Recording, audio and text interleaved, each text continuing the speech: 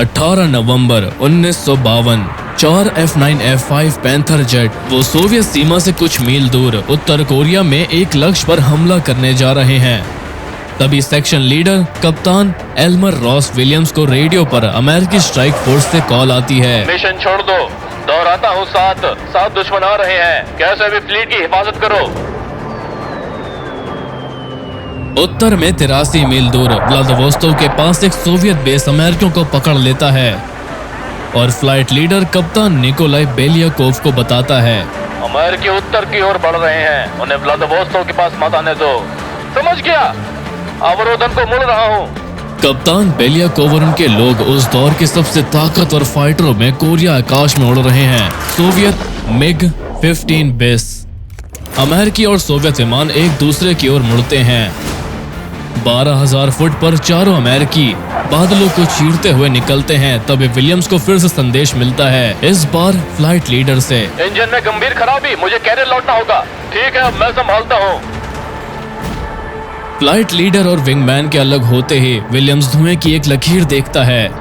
साथ हैं सिर्फ विलियम और उसका विंगमैन लेफ्टिनेंट डेव रॉल्स हैं। उनसे लड़ने जिन्हें अमेरिकी कोरियाई जेट समझते हैं।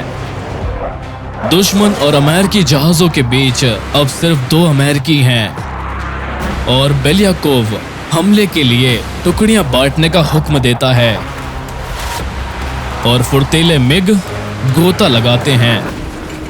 विलियम्स और रोलैंड 26,000 फुट पर हैं। तभी वो मिग को पड़ते देखते हैं, पर धुएं की गायब लकीरें उन्हें ओझल कर देती हैं।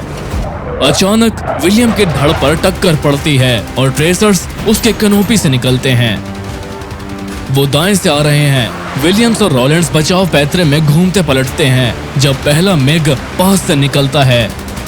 दूसरा मिग उसी दिशा में हमला करता है। विलियम के विमान में फिर टकराने और धमाके गूंजते हैं। जब तेज फाइटर गोलियों की बौछार करता है, वो आगे निकलता है, पर तुरंत ही एक और मिग कमजोर पैंथरों पर झपटता है। अमेरिकी पैंथरों का रोल अच्छा है, पर वायु से वायु युद्ध में मिग उनसे कहीं बेहतर हैं। चौथा मिग तेज हमला करता है। वो पैंथर पर धावा बोलता है। 23 और 37 mm गोले बरसाते हैं, पर अमेरिकी पहले से बाएं मुड़ चुके हैं। आखिरी मिग के गुजरते ही विलियम्स पीछे आता है, उसे अपने निशाने में लेता है और हमला करता है। मिग के अंदर सीनियर लेफ्टिनेंट पाक होमकिन को झटके महसूस होते हैं और कॉकपिट में अलार्म बज उठते हैं। मुझे लगी है। वो मुड़कर विमान से निकलते धुएं और पीछे 2 अमेरिकी देखता है। वो गोता लगाकर भागता है। डेव रॉलैंड्स मौका देखता है और दुश्मन के पीछे गोता लगाता है, विलियम को अकेला छोड़ते हुए, जो 3 बचे मिग को दूर जाते देखता है। तभी विलियम गौर करता है कि उसके पंखों पर निशान लगे हैं, पर नीले लाल गोले और उत्तर कोरिया का लाल सितारा नहीं, बल्कि सोवियत संघ का सादा लाल सितारा है। ये सोवियत है।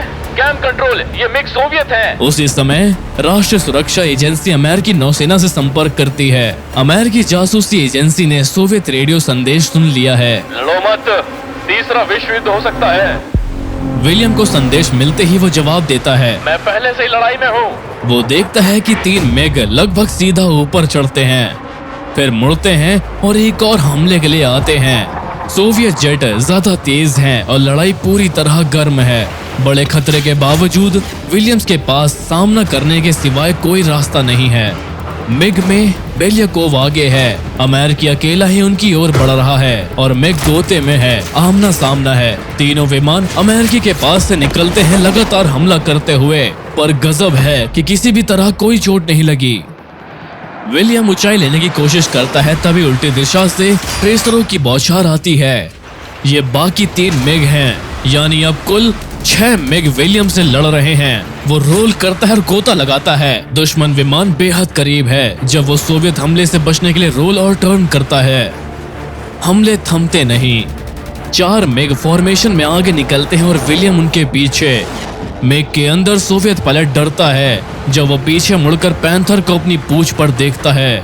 उसकी ट्रेनिंग काम आती है और वो तुरंत सूरज की ओर ऊपर खींचता है, बाकी फ्लाइट को दाएं ओर हटने के लिए छोड़ते हुए। विलियम्स निशाने के पीछे जाता है, पर कुछ दिखता नहीं।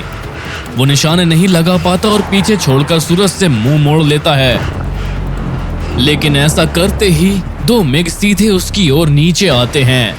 बचने का समय नहीं है। विलियम सीधा उनकी ओर मुड़ जाता है और फिर से सामना करने को ललकारता है। वो हमला करता है और मुख्य मिग मुड़ता है जिसे कप्तान निकोलाई बेलियाकोव उड़ा रहे हैं और उसका विंगमैन सीनियर लेफ्टिनेंट अलेक्जेंडर वेंडायेव चुनौती स्वीकारता है। ठीक है यानकी, नमस्ते हैं। मिग हमला शुरू करते हैं। दोनों विमान से ट्रेसर्स निकलते हैं और हवा में एक दूसरे को काटते हैं। अमेरिकी पायलट दुश्मन के गोले नीचे गिरते हुए निकलते देखता है। उसे दिखता नहीं, पर उसकी गोलियां भी दुश्मन तक नहीं पहुंच रही। फिर भी पास आते हुए दोनों ट्रिगर दबाए रखते हैं। एक 20 mm का गोला सीधे मिग के कॉकपिट में लगता है, वेंडायेव को मार देता है। विलियम देखता है कि मिग उल्टा उड़ते हुए हमला करना बंद कर देता है। एक और मिग पास से निकलता है और विलियम बादल में हमला करता है, दिन का तीसरा मिग गिराते हुए। मुख्य मिग में बेलियाकोव देखता है कि 2 मिग गिर चुके हैं, जिसमें उसका विंगमैन भी है। वो अपने गिरे साथियों का बदला लेने मुड़ता है, पर विलियम उसे देख लेता है। वो एक और मुठभेड़ के लिए मुड़ता है। कुछ ही गोलियां बरसती है और मिग के टुकड़े उड़ जाते हैं। विलियम्स मलबे से बचता है जब दोनों विमान जाते हैं। वो दुश्मन को पीछे गोता लगाकर देखता है। लड़ाई से बाहर अमेरिकी जोर से मुड़कर पीछा करता है, तभी पीछे से एक और मिग तेजी से आते हुए पैंथर पर वार करता है। पहले भी उसे लगी है, लेकिन इस बार विमान का झटका और आवाजें बता देती हैं कि हालत बहुत खराब है। एक 37 mm का गोला उसके पंख को भेदता हुआ सीधे इंजन कंपार्टमेंट में घुसता है। ये टक्कर हाइड्रोलिक सिस्टम तबाह कर देती है। एक पल में उसका रडार, फ्लैप और आधे पतवार खत्म हो जाते हैं। विलियम पीछे देखता है। मिग अब भी पैंथर को गोलियों से छलनी कर रहा है। वो तुरंत पलटने की कोशिश करता है, पर वो घबराता है जब विमान डरावनी धीमी प्रतिक्रिया देता है और दरारों की आवाजें धड़ में गूंजती हैं। जब वो बचकर निकलने की कोशिश करता है, पैंथर डगमगाता है। पतवार न होने से विमान बेहद अस्थिर हो जाता है। विलियम्स को बेहद सावधानी बरतनी होगी, वरना नियंत्रण पूरी तरह खो सकता है। और इस दौरान मिग को लंगड़ाते पैंथर का पीछा करने में कोई दिक्कत नहीं होती, पर अमेरिकी के पास अब भी लिफ्ट है, इसलिए वो वही करता है जो कर सकता है। ऊपर खींचता है, फिर नीचे दबाता। लहरदार चाल में उड़ता दुश्मन से थोड़ा फासला बनाने की कोशिश करता, ताकि बादलों तक पहुंच सके, जो उससे अब भी 10,000 फुट नीचे है। गोलियां लगातार उसके धड़ पर लगती हैं। कोई भी वार आखिरी हो सकता है। उसकी किस्मत साथ छोड़ रही है, वो बच नहीं पाएगा। लेकिन तभी कप्तान, बाईं तरफ। उसका विंगमैन अचानक सामने आता है और तेजी से घुसता है। बचे हुए आखिरी मिग पर हमला करते हुए उसे पीछा छोड़ने पर मजबूर करता है। अब बादल की सुरक्षा में विलियम्स ऊपर खींचता है और 400 फुट की ऊंचाई पर स्थिर हो जाता है। वो अभी अभी 6 बनाम एक भीषण मुठभेड़ से बचा है, जो आधे घंटे से ज्यादा चली। लेकिन वो लैंड कैसे करेगा? वो अपनी जख्मी मशीन को महसूस करना चाहता है। फ्लाइट कंट्रोल ठीक से जवाब नहीं दे रहे और 170 नॉट से नीचे गति लाते ही विमान बेकाबू हो जाता है, जो कैरियर लैंडिंग के लिए बेहद ज्यादा रफ्तार है। वो फनते समुद्र को देखता है और जानता है कि निकलना विकल्प नहीं है। ठंडे पानी में वो 20 मिनट से ज्यादा जिंदा नहीं रह पाएगा, जो हेलीकॉप्टर से बचाव के लिए काफी नहीं है। उसे लैंड करना होगा। लैंडिंग के लिए आ रहा हूँ। पैंतरेबाजी बेहद सीमित, न्यूनतम गति 170 नॉट्स। विमान वाहक यूएसएस और स्कैनिंग के कमांडिंग अफसर कप्तान कोर्टनी सैंड्स क्रैश लैंडिंग की तैयारी का आदेश देता है। 170 नॉट तेज है, पर सौभाग्य से जोरदार तूफान और हवाएं तेज हैं, तो जहाज को सीधे हवा की दिशा में रखते हुए सैंड्स इंजनों की अधिकतम ताकत निकालने का आदेश देता है। हवा में विलियम्स का दिल घबरा रहा है। विमान में हर हरकत हल्की और अनिश्चित लग रही है, जैसे वो नियंत्रण के किनारे पर हो। वो काबिलियत जुटाता है, कैरियर को देखता है और लैंडिंग गियर नीचे करता है। ज्यादा प्रतिरोधी पैंथर की वायुगति बिगाड़ देता है और विमान तुरंत रास्ते से हटने लगता है। विलियम कंट्रोल से जूझता है, लेकिन उसे वापस लाना मुश्किल हो जाता है। मैं चूकने वाला हूँ। सैंड्स दूरबीन से बाहर देखता है। विलियम्स दिशा भटक गया और पथ पर वापस नहीं आ रहा। वो जानता है कि इस स्थिति से उभर नहीं पाएगा। उसे अभी लैंड करना है और अगर वो कैरियर से सीधा नहीं हो सकता तो कैरियर को सीधा होना होगा। उसे आगे बढ़ने को कहो। 196 पर अभी। पूरा विमान वाहक मुड़ना शुरू करता है। कप्तान सैंड्स की नजरें विलियम्स पर हैं, दिशा परिवर्तन का आदेश देते हुए। जब बेकाबू पैंथर उड़ान ट्रैक की ओर तेजी से बढ़ता है, वो अब भी टेढ़ा है, पर समय नहीं है। अमेरिकी पायलट अंतिम लैंडिंग के लिए मजबूर है जब रनवे उसके सामने घूम रहा है। 500 गज, 250 गज, 100 गज, 50 गज, यही पल है। रॉस विलियम अपने पैंथर जेट को 20 मील प्रति घंटे से डेक पर पटक देता है। चमत्कार से तीसरी केबल पकड़ लेती है और घायल विमान झटके से रुक जाता है। उसने कर दिखाया।